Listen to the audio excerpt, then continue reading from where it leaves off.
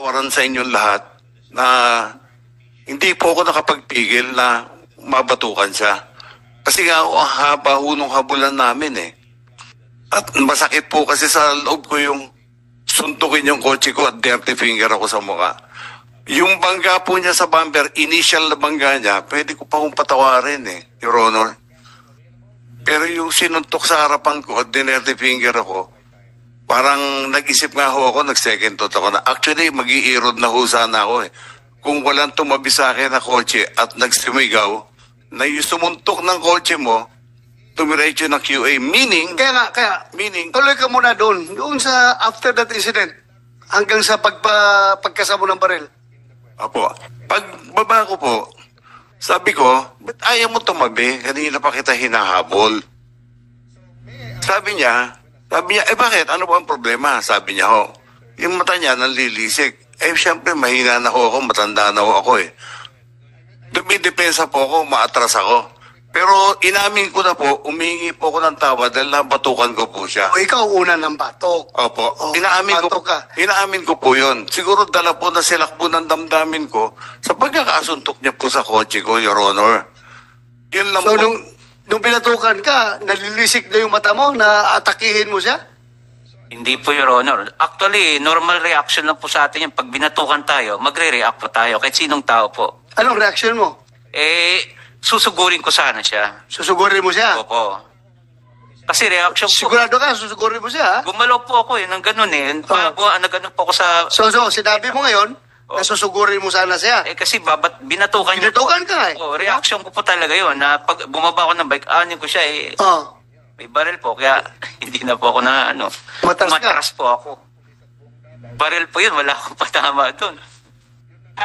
Tuloy ko lang. Ikaw, bakit ka nag-decide na kumasa ng baril? Pumunot at kumasa ng baril? Ang intention ko po noon, pumunot ako at nagkasa ng baril dahil pasugod po siya sa akin kahit i-review po natin yung inamin naman niya, susugod siya. Dinipensa ko lang po yung sarili ko at 45 degrees lang po. Alam niyo naman po yun, naka 45 degrees lang po tayo. Dahil pag gusto lang natin i-disable yung tao, if ever susunggaban niya ako. But still, kahit hindi mo tinutok, gantuting pa rin yun. Mali po. Kasalanan. Pulis ka, di ba? Opo. Once may hawak ka ng baril, tinutok mo o hindi, sa harapan ng tao, Yes, Your Honor. gantuting yun. Yes, Your Honor. Humingi po ako ng... Revised Penal Code violation yun. Yes, Your Honor. Humingi po ako ng tawad sa parte pong yung pambabato ko at yung pagbunot ko at yung pagkasa ko. Humingi po ako ng tawad sa lahat. Hindi lang po sa kanya o sa lahat po sa inyo. Kasalanan ko po yun, nabigla po ako eh. Kasi ang isip ko po noon, idepensa ko yung sarili ko dahil hindi naman ako ganun kalakas eh. Galing ako sa spine operation eh. So, isip ko, yung inamin naman po niya, susugurin niya ako.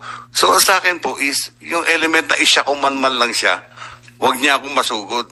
Kasi kung madadakma niya po ako, baka mapatay niya po ako. Mahina po ako eh. Bagong opera po ako eh.